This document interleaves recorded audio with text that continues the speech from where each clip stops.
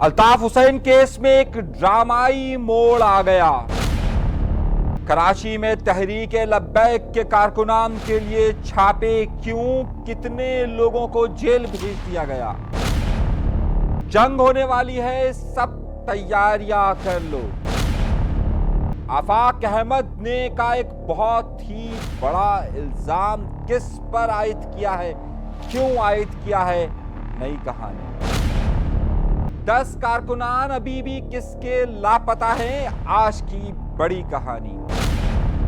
और धूल हटने वाली है क्या, सिर्फ 2 दिन रह गए पीपल्स पार्टी को, क्या उम्मीद, वजीर आजम क्या बात करने वाले हैं, जादूगरनी की अहम खबर। अदालतों का बाइकाट कहां तक पहुंचा, क्यों बाइकाट, कैनाल के मामले पर कराची का ओपिनियन क्या बनता है। इससे पहले कि मैं अपने प्रोग्राम का बाकायदा आगाज करूं और आज की बड़ी बड़ी और अहम खबरें आपके सामने पेश करूं, हर बार की तरह आपसे एक छोटी सी दरख्वास्त ये जरूर करता हूं कि डरिए मत, चैनल को सब्सक्राइब जरूर कीजिए और जरूर कीजिए, कोई लापता नहीं करेगा। बड़ी खबर कि आज 23 तारीख है और 23 तारीख को अल्ताफ हुसैन साहब के केस की समाअत का दिन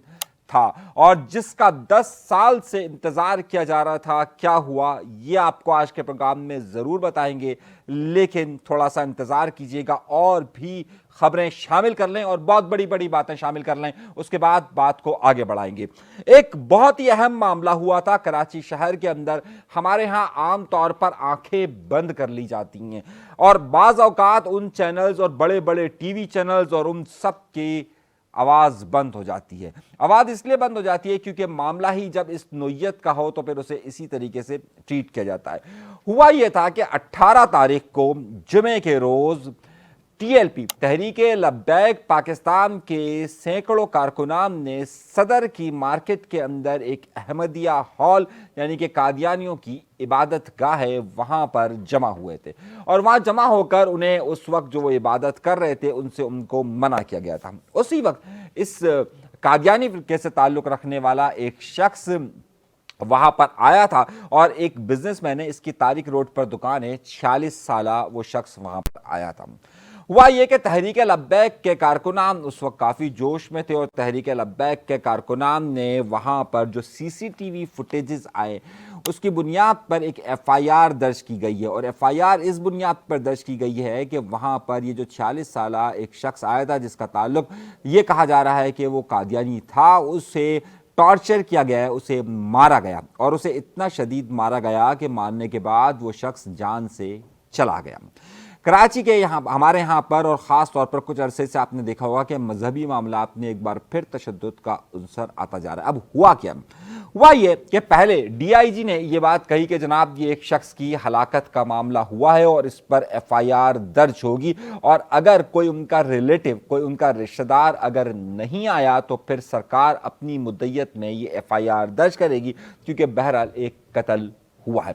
अब हुआ ये कि उसकी बुनियाद पर एक एफआईआर दर्ज की गई और उस शख्स के जो मरा था उसके कज़न ने एक एफआईआर दर्ज कराई। उस एफआईआर के दर्ज करने के बाद वहां पर अब तक तकरीबन 12 ऐसे अफराद हैं कि जिन्हें गिरफ्तार किया गया है, जिसमें तहरीक लब्बैक पाकिस्तान का एक ही यूसी चेयरमैन मुंतखब हुआ था खारादर के इलाके से, उसे भी हिरासत में ले लिया गया और कल एंटी टेररिस्ट कोर्ट यानी इंसदाद दहशतगर्दी की अदालत ने उन 12 के 12 अफराद को जेल कस्टडी कर दी है, यानी जुडिशल कस्टडी कर दी है। और अब मजीद लोगों के लिए पुलिस का कहना यह है कि छापे मारे जाने, यानी कि तहरीक लब्बैक पाकिस्तान के कारकुनान की गिरफ्तारी के लिए छापे मारे जा रहे हैं। गुज़िश्ता रोज़ पंजाब से भी एक खबर इस तरह की आई थी कि तहरीक लब्बैक पाकिस्तान के किसी अहम रहनुमा को कत्ल किया गया। अच्छा, बाद में यह मालूम हुआ है कि जनाब वो एक शादी की तकरीब में उनका किसी अपोजिट पार्टी से कोई झगड़ा हो गया था, जिसके बाद वो शादी की तकरीब से बाहर निकल रहे थे और जो सामने वाली पार्टी है उन्होंने फायरिंग कर दी थी, जिसमें जो तहरीक लब्बैक पाकिस्तान के एमएनए वहां से या रुकन असेंबली के उम्मीदवार थे, उनके बेटे को जो है वो वहां पर गोलियां लगी और अभी जो इतलात आई हैं उसके मुताबिक वो वहां पर उनकी हलाकत की इतलात आ रही हैं। ये बड़ी खबरें थी कराची शहर के हवाले से, क्योंकि तहरीक लब्बैक पाकिस्तान की ये एक और कराची शहर में एक वाकया रोनुमा हुआ और उस वाकये को کیونکہ رپورٹ نہیں ہوتا ہے. ہمارے یہاں لوگ جھجکتے ہیں ڈرتے ہوئے کہ جناب اس مسئلے پر بات کر لی جائے تو کہیں کوئی مسئلہ ہو جائے. لیکن یہ انسیڈنٹ ہوا ہے, اینٹی انسداد دہشت گردی کی عدالت میں یہ واقعہ رونما ہوا ہے اور 12 افراد کو جوڈیشل کسٹڈی کی گئی ہے. ایک خبر یہ ہو گئی. دوسری خبر جو ہے وہ اب لوگ ایسے سمجھ رہے ہیں کہ جیسے جناب والا جنگ ہونے والی ہے, اور انڈیا کے اندر جو واقعہ بلگام کے اندر پیش آیا اس کے بعد اب یہ انڈیا کا میڈیا تو یہ کہہ رہا ہے کہ جناب بس پاکستان کے اوپر حملہ کر دیا جائے, اور اس طریقے سے ممکن ہو. اتنا آسان نہیں ہوتا ہے, صحیح ہے. اور پاکستان کے اوپر حملہ کرنا اتنی آسان بات نہیں کہ جناب بس یوں گئے اور یوں حملے اور جنگ کا شروع کرنا اتنا آسان نہیں ہوتا. مودی سرکار اس وقت ظاہر سعودی عرب کے اندر موجود تھے, وہ فوراً یہاں پر تشریف لائے اور پھر اس کے بعد ہر جگہ سے ہائی الرٹ جاری ہو گیا. اب اگلا ایک ہفتہ یا 10 دن جو ہے خاص طور پر اس حوالے سے ہائی الرٹ رہے گا. امت شاہ وہاں پر پہنچے اور دیگر رہنما بھی ان کے کشمیر میں, مقبوضہ کشمیر کے اندر پہنچے ہیں, وہاں پر وہ اپنے باتیں اور دعوے کر رہے ہیں. لیکن خیر ابھی وہ صورتحال نہیں پہنچی. انڈیا اپنے آپ میں ہی کیونکہ ایک اپنے آپ کو چیمپئن سمجھتا ہے تو ساری صورتحال ہے, ادروائز کوئی ایسی بات نہیں ہوگی کہ فوری طور پر کوئی جنگ کا اشارہ ہو جائے. ہاں میڈیا کیونکہ ان کا فوری طور پر ایک ریشنل ہو جاتا ہے اور کہتا ہے بس یوں ہو گیا اور یوں ہو گیا اور ایسا ہو گیا, ایسا کچھ ہوتا ہوا ابھی نظر نہیں آ رہا ہے اور اتنا آسان بھی نہیں ہوتا ہے جنگ کا شروع کرنا. دوسری خبر کی طرف آتے ہیں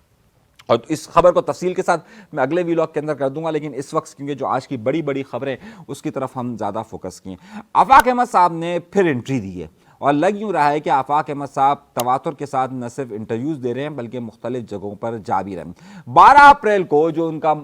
ملتوی ہوا تھا پروگرام, اس کے بعد انہوں نے دوبارہ کیا تو صحیح, لیکن 12 اپریل کو جو ملتوی ہوا تھا, گزشتہ روز انہوں نے ڈان کو ایک انٹرویو دیا ہے. ڈان کو ایک بڑا نام ہے ظاہر, اور اس کو انٹرویو دیا ہے. اس میں انہوں نے ایک الزام عائد کیا ہے کہ 12 اپریل کو 12 مئی کرنے کی سازش تھی. اب 12 اپریل کو 12 مئی کرنے کی سازش کا مطلب ہے کہ جناب اس وقت کیا راستے بند کیے جانے تھے, توڑ پھوڑ کی جانی تھی. اور انہوں نے کہا ہے کہ انہوں نے لیکن انہوں نے یہ نہیں بتایا تفصیل کے ساتھ کہ جناب والا یہ 12 مئی کون کرنے والا تھا. اگر آپ کو معلوم ہو تو آپ ضرور بتائیے گا, ہم بھی سارے سوال تو پوچھیں گے کہ 12 مئی آخر کون کرنے والا تھا. دوسری بڑی بات انہوں نے یہ کہی ہے کہ ان کے 10 کارکنان کا ابھی تک پتہ نہیں چل رہا ہے. اب بڑی اہم بات میں آپ کو بتا رہا ہوں کہ انہوں نے اس بات کا کہا ہے کہ آج تاریخ جو ہے وہ 23 تاریخ ہو چکی ہے, 11 دن ہو چکے ہیں, اور 11 دنوں میں ان کا اناؤنسمنٹ یہ آیا ہے کہ ان کے تقریباً 10 کے قریب کارکنان ایسے کہ جن کا تاحال معلوم نہیں ہو رہا. اچھا اب ظاہر ایک تو وہ ہوتا ہے لاپتہ کر دینا یا معاملات کا, ان کا کہنا, وہ خود یہ کہتے ہیں کہ جناب باقاعدہ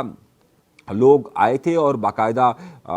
مختلف اداروں کے لوگ تھے اور وہ ان کو زون آفیسز سے اٹھا کر لے کر گئے, تو اس لیے ظاہر ہے اس کی تمام چیزیں موجود ہیں کہ وہ کہاں پر ہے. لیکن تاحال ابھی تک 11 دن ہونے کے بعد بھی ان میں سے کسی کا اتا پتہ نہیں چل رہا ہے یا ان کے بارے میں ابھی تک انہیں معلوم نہیں ہے. یہ ایک بڑا دعویٰ انہوں نے کیا ہے. ایک اور بات انہوں نے کہی ہے کہ جناب کیا ایم کیو ایم دوبارہ مرج ہو سکتی ہے. ایک تو ایم کیو ایم مرج ہو گئی, یعنی کہ پی ایس پی اور ایم کیو ایم پاکستان مرج ہو گئی, ڈاکٹر فاروق ستار صاحب مرج ہو گئے. اب انہوں نے ایک نئی بات کہی ہے, جب ان سے سوال پوچھا گیا کہ آفاق احمد صاحب کیا یہ کوئی مرجر, آفاق احمد صاحب کی بھی جماعت اس کے ساتھ مرجر کر سکتی ہے, تو آفاق احمد صاحب نے مکمل طور پر اس کا ڈینائی کر لیا کہ آفاق احمد صاحب کی جماعت اس میں مرجر نہیں ہوگی. ان کا کہنا تھا کہ یہ ایک فلاپ آئیڈیا ہے اور اس طریقے سے یہ ممکن نہیں ہے. بڑا اہم جو صاحب ان کے انٹرویو کر رہے تھے, انہوں نے ان سے پوچھا کہ آپ نے الطاف حسین صاحب پر آپ کو بیان نہیں دینا چاہیے تھا. مطلب سوال ہی وہ یہ پوچھ رہے کہ جیسے وہ خود کہہ رہے کہ جناب آپ کو بیان نہیں دینا چاہیے. اچھا کیونکہ وہ کہاں سے تعلق ہو, کیا معاملات ہو, ایک الگ بحث ہے. تو انہوں نے آفاق احمد صاحب نے کہا کہ جی میں بیان بالکل دوں گا اور میں اپنے بیان پر آج بھی قائم ہوں. میں نے اگر الطاف حسین صاحب کی شکریہ ادا کیا تھا تو میں اس بات پر آج بھی قائم ہوں. اگر میں نے یہ کہا تھا کہ جو اس جغرافیہ کے اندر رہتے ہوئے اگر وہ اس کی حمایت کرتے ہیں تو میں نے بالکل ان کی حمایت کا کہا تھا کہ وہ حمایت اگر اس جغرافیہ میں رہتے ہیں, یعنی کہ پاکستان کی مخالفت نہ کرتے ہوئے اگر وہ اس کاز کی اگر حمایت کرتے ہیں تو میں اپنی بات پر آج بھی قائم ہوں. یعنی کہ یہ دو باتوں پر وہ آج بھی قائم ہے کہ انہوں نے جو شکریہ ادا کیا تھا اور جو انہوں نے بات کہی تھی پاکستان کے جغرافیہ کے حوالے سے. تو یہ بڑی اپڈیٹس اور اس انٹرویوز میں انہوں نے تمام انہی چیزوں کو دوبارہ سے دہرایا. اب آئیے اگلی خبر کی طرف اور اگلے معاملات کی طرف. تحریک انصاف ایک طرف یہ کہتی ہے کہ جناب وہ اسٹیبلشمنٹ سے بات نہیں کرنی یا وہ اسٹیبلشمنٹ سے بات چیت نہیں کرنا چاہتی ہے, لیکن دوسری طرف ان کے ہی لوگ اس بات کو بار بار دہرا رہے ہیں کہ جناب ہاں کوئی مسئلہ نہیں ہے, ہم اسٹیبلشمنٹ کے لیے بات کر رہے ہیں اور ہمیں عمران خان نے خود نہیں کہا ہے. دیکھیے حقائق کو دیکھیے اور حقائق کی آنکھ کو ہمیشہ سے پرکھیے گا. آپ کا تعلق کسی بھی جماعت کے ساتھ ہو، ہمیشہ سے سچ کو سننے اور سچ کو برداشت کرنے کی عادت رکھیے۔ پاکستان کے اندر کوئی بھی سیاسی جماعت، دیکھیے دو طرح کی سیاسی جماعتیں ہوتی ہیں، ایک وہ جماعت ہوتی ہے کہ جو کہ اقتدار کے لیے یا حکومت کے لیے یا پھر طاقت کے لیے سیاست کرتی ہے، اور ایک وہ جماعت ہوتی ہے جو مزاحمتی تحریک ہوتی ہے، جو مزاحمت کرتی ہے۔ اب جو جماعتیں مزاحمت کرتی ہیں وہ عام طور پر اسٹیبلشمنٹ یا حکومت سے گفت و شنید کو گوارا نہیں کرتی، بلکہ وہ ایک مزاحمتی تحریک کے طور پر جانی جاتی ہے۔ جیسے مثال کے طور پر پشتون تحفظ موومنٹ ہے، وہ ایک مزاحمتی تحریک ہے اور وہ مزاحمت کرتی ہے، وہ ظاہر ہے نیگوشیٹ پر اور اس طرح سے گفتگو کرنے پر، بات چیت پر یا اقتدار کی طرف جانا نہیں چاہتی، بلکہ وہ ایک پریشر گروپ کے طور پر رہتی ہے۔ اسی طریقے سے اگر آپ بلوچستان یکجہتی کمیٹی ماہرنگ بلوچ کو دیکھیے تو وہ ایک پریشر گروپ ہے، وہ ایک ایسی جماعت ہے کہ جو مزاحمت پر یقین رکھتی ہے، جو مزاحمتی تحریک ہے، یہ عام طور سے تعلقات اپنے نہیں رکھتے۔ لیکن وہ جماعتیں کہ جو کہ اقتدار کی سیاست کرتی ہے، جو ایوان کی سیاست کرتی ہے، جو پارلیمنٹ کی سیاست کرتی ہے، جو الیکشن کی سیاست کرتی ہے، وہ کسی نہ کسی صورت پر طاقت کے محوروں کے ساتھ رہنے کو پسند کرتی ہے یا ان کے ساتھ تعلقات کو درست رکھنا چاہتی ہے۔ یعنی کہ میں کہنا یہ چاہتا ہوں کہ پاکستان کے اندر جتنی بھی سیاسی جماعتیں ہیں وہ جو کہ الیکشن لڑتی ہے یا اقتدار کے لیے آتی ہے یا اقتدار حاصل کرنا چاہتی ہے یا پھر باقاعدہ اس طرح کی ووٹنگ کی سیاست کرتی ہے، یہ سب کہیں نہ کہیں اسٹیبلشمنٹ کے ساتھ رابطوں میں ضرور ہوتے ہیں یا پھر یہ رابطوں کی کوشش ضرور کرتے ہیں۔ یہ بالکل ایک فرسودہ سی بات ہے کہ جناب، اور اگر حقائق کو چھپانے کی بات ہے کہ جناب ایسا نہیں ہوتا۔ تحریک انصاف نے بھی ہر جگہ پر اپنے قیام سے لے کر آج تک ہر جگہ پر، ہر سطح پر پاکستان کے مقتدرہ حلقوں کی نہ صرف مدد لی بلکہ ان کے ساتھ چلا بھی، اور وہ آج بھی اس کو چلنے کے لیے تیار ہے۔ انہیں یہ بات معلوم ہے کہ ان کی اپنی ایک اسٹرگل یا ان کی ایک جماعت کی ایک پورا ایک نام رہا ہے کہ جب تک وہ اس طرف نہیں رہے تب تک انہیں کچھ بھی حاصل نہیں ہو سکا۔ سن 2011 میں جب ان کے اوپر آشرواد آتا ہے تو اس کے بعد وہ جماعت بننا شروع ہوتی ہے، اور یہی حال تمام سیاسی جماعتوں کا۔ ایسا نہیں ہے کہ پاکستان پیپلز پارٹی اسٹیبلشمنٹ کے ساتھ بات چیت پر نہیں ہے یا یہ ان کے ساتھ کسی معاملات میں نہیں ہے۔ اگر اسی طریقے سے اگر یہ بات کہی جائے کہ پاکستان مسلم لیگ نون، تو پاکستان مسلم لیگ نون بھی اسی طریقے سے MQM بالکل اس سے مطلب یہ کوئی دو رائے والی بات نہیں نا، سچ ہے نا، یہ حق، یہ مطلب کوئی غلط بات تو ہے نہیں کہ جناب یہ سچ ہے، یہ ہو رہا ہے۔ تو اگر تحریک انصاف کسی جگہ پر یہ بات کہتی ہے کہ جناب وہ مقتدرہ قوتوں کے ساتھ رابطہ نہیں کرے گی، تو وہ اسٹیبلشمنٹ سے رابطہ نہیں کرے گی، تو وہ جھوٹ بولتی ہے۔ در حقیقت اس کے بغیر کسی بھی جماعت کا چارہ اس وقت کے لیے نہیں ہے۔ یا تو پھر آپ ایک مزاحمتی تحریک بن جائیے، اور جب آپ مزاحمتی تحریک بنتے ہیں اور آپ یہ کہتے ہیں نہیں جی ہم تو اپنی بات پر ڈٹے رہیں گے اور ہم یوں رہیں گے اور ہم ایسا رہیں گے، ہم ویسا رہیں گے، یہ ممکن نہیں ہے خود تحریک انصاف کے لیے، اور نہ ہی تحریک انصاف کی اعلیٰ قیادت یہ بات چاہتی ہے۔ یہ بات کو ذہن میں رکھا جائے۔ اب اسی بنیاد پر بہت سارے لوگ کینال کے ایشوز کو اٹھا کے رکھے ہیں۔ بہت سارے لوگ پاکستان کے اندر یہ کہتے ہیں کہ جناب کینال تو جو ہے وہ خاص طور پر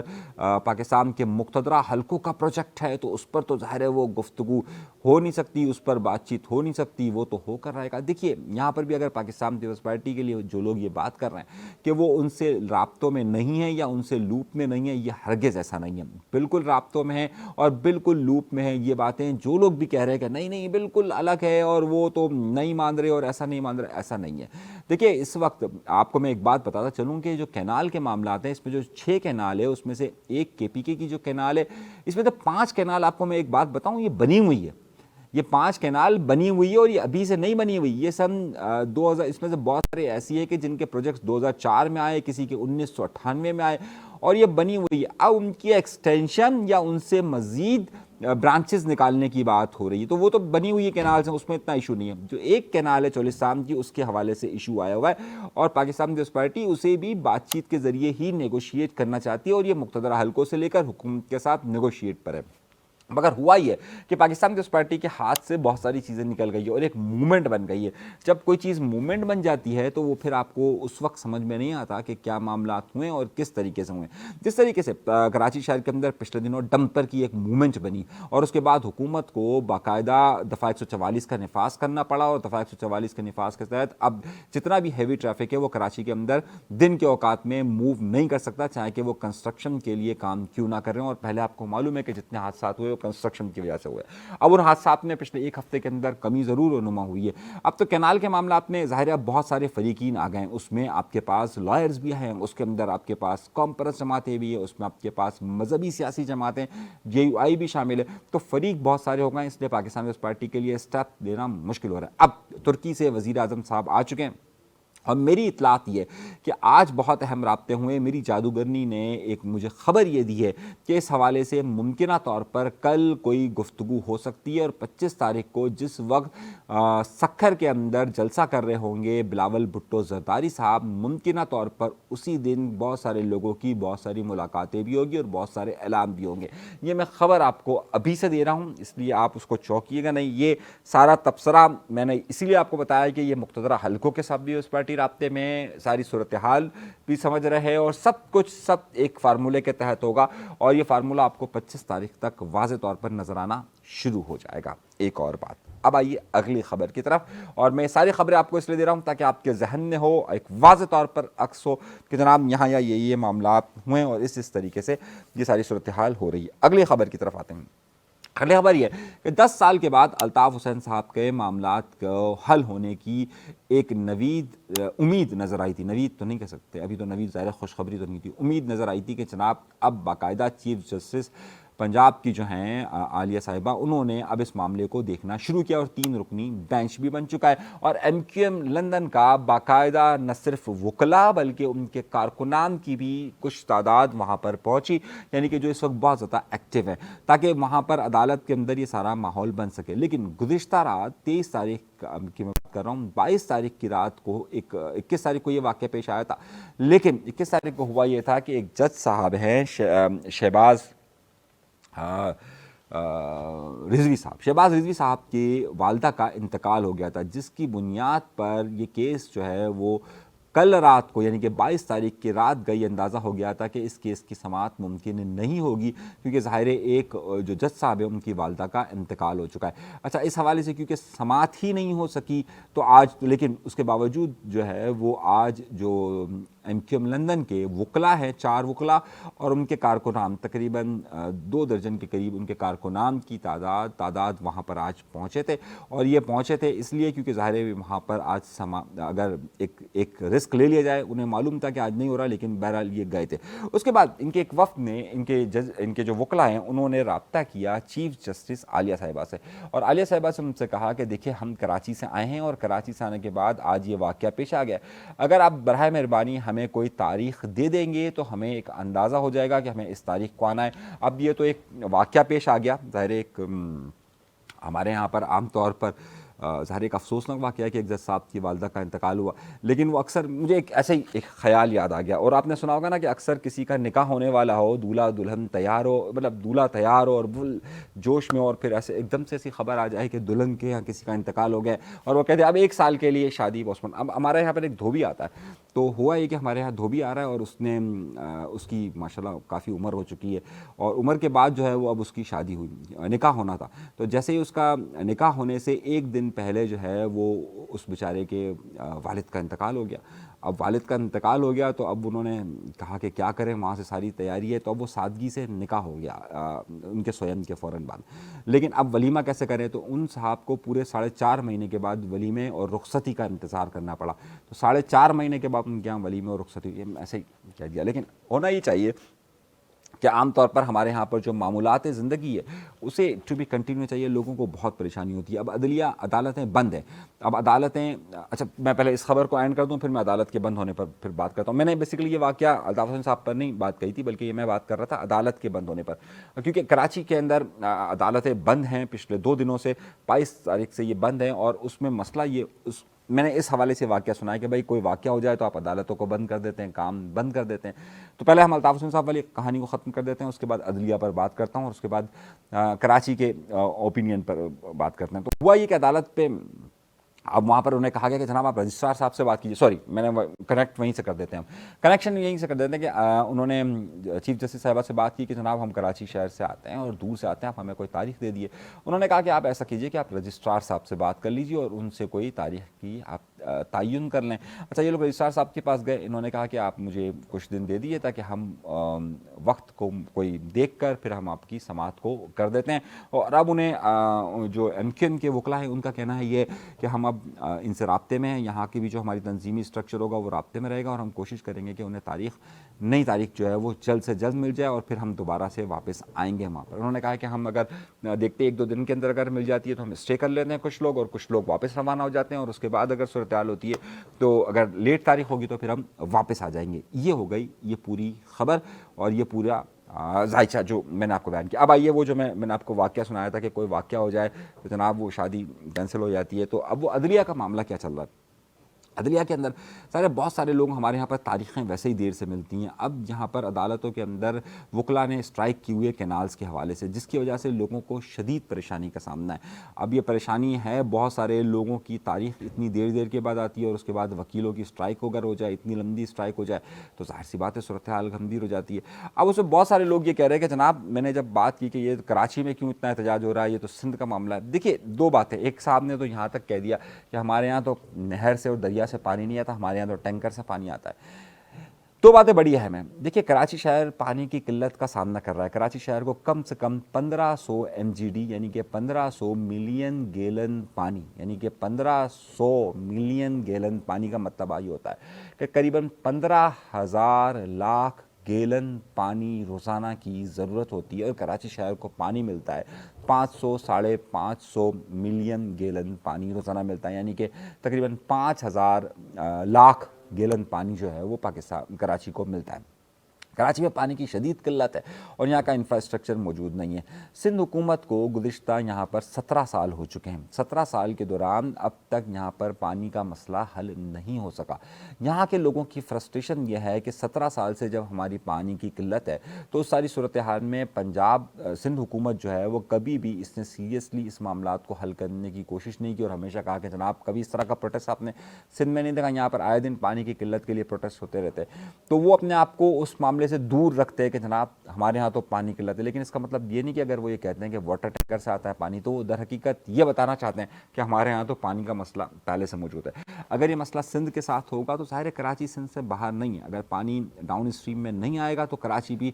ہر صورت میں اس سے متاثر ہوگا، اس کی جھیلیں متاثر ہوں گی۔ پہلے یہ جو جھیلیں جہاں سے سندھ کو کراچی کو پانی آتا تھا یہ ایک ریزروائر کے طور پر موجود تھی، اور جو برساتی پانی اس میں جمع ہوتا تھا، لیکن اب ہو یہ رہا ہے کہ دریائے سندھ کا پانی باقاعدہ کینالز کے ذریعے ان جھیلز میں ڈالا جاتا ہے اور اس کے بعد وہ کراچی تک پہنچتا ہے۔ تو اگر دریائے سندھ میں ہی پانی کی قلت ہوگی تو ظاہر ہے پھر جو دریائے کراچی کو جہاں جن جھیلوں سے پانی ملتا ہے ان میں بھی اس قلت کا سامنا ہوگا، اور آئندہ کے دنوں کے اندر K4 منصوبہ بھی اس سے براہ راست متاثر ہوگا۔ یہ ہو گئی ساری خبر اب تک کے لیے۔ اجازت دیجیے گا، اگر آپ نے چینل کو سبسکرائب نہیں کیا تو سبسکرائب کا بٹن ضرور دبائیے گا۔ اجازت دیجیے گا، اللہ نے کیا